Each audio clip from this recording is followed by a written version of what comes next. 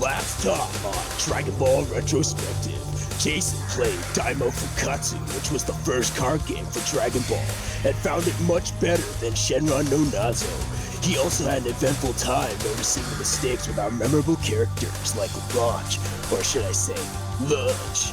Now, on with Dragon Ball 3, Gokuden.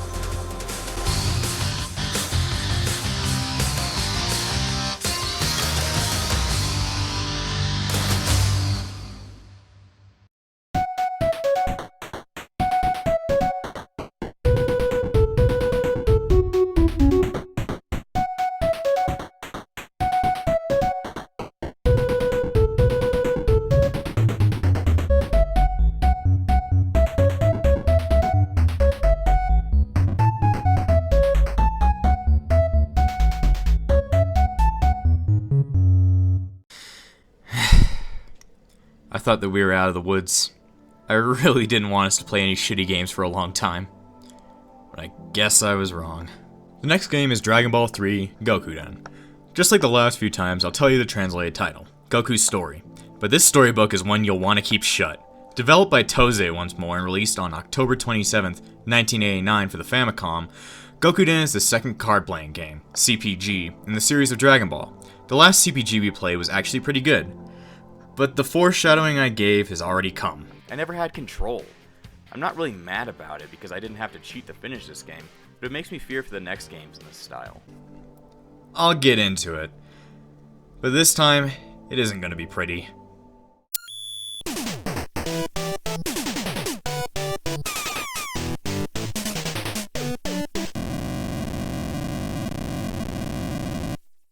As the game opens up, Goku and Buruma?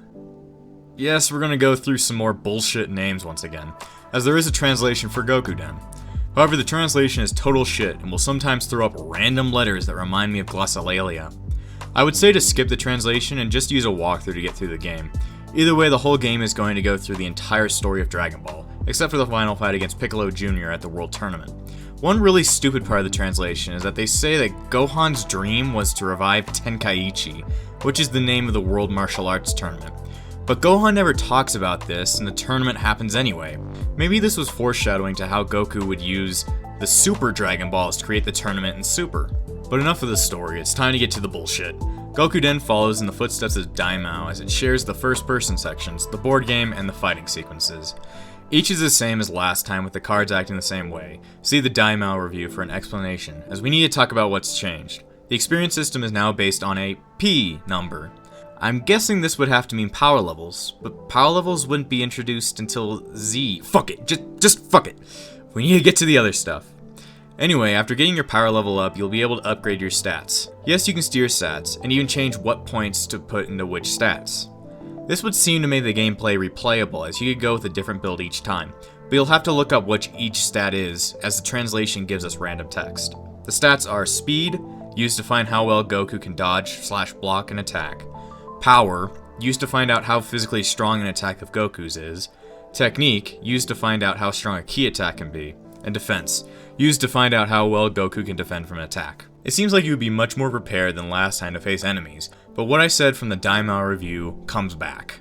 Yes, the uncontrollable deck has come back, and everything has gotten worse. Since it just gives you random cards, you'll never be prepared for a situation. Along with that, this time around they seem to give you more 1s and 2s, as I would usually go into battle with shitty cards, which I couldn't control. If you think grinding would help, you're shit out of luck. Every enemy, even the starting ones, have a shit ton of health and can dodge most attacks. So if you want to start grinding, you'll end up dead, as you can't defeat anything. Last time Goku could at least waste the starting enemies, making it easy to grind to insane levels, but guess what again? You can't do that, as there's a level cap to every board of the game. The first is 5, and you won't even come close as it takes 103 experience, where each enemy only gives out 2 to 4 per fight.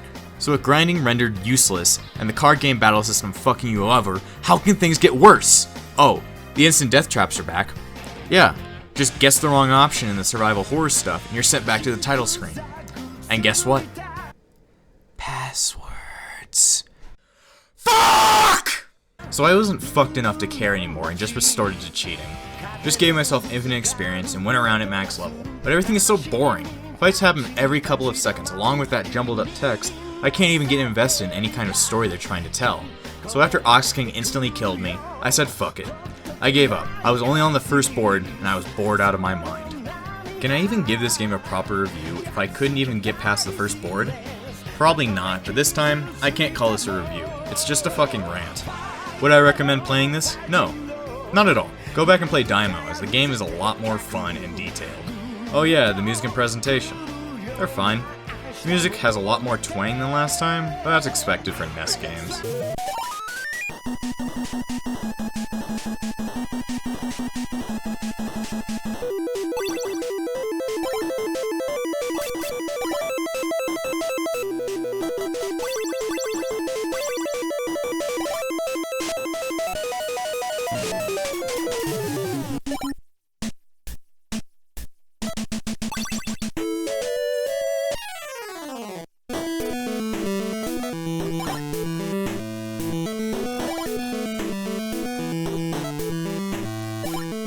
The presentation is basic, with Goku looking like Teen Goku the whole game, and Bulma looking like adult Bulma the entire game. The fight scenes are still detailed, but I'd say that Daimaou has them beat out with color and detail, and the board game is way too zoomed in. I didn't have any idea on where to go, as I couldn't see shit, and walking around anywhere would get me killed. So for a verdict, I give this game a broken bag of chicken beaks out of 69. I just couldn't be fucked to fix this game. I just couldn't be fucked enough to finish this game. Next time we're looking at Dragon Ball Z Kyoushu Saiyan, made by... Fuck! See you guys next time.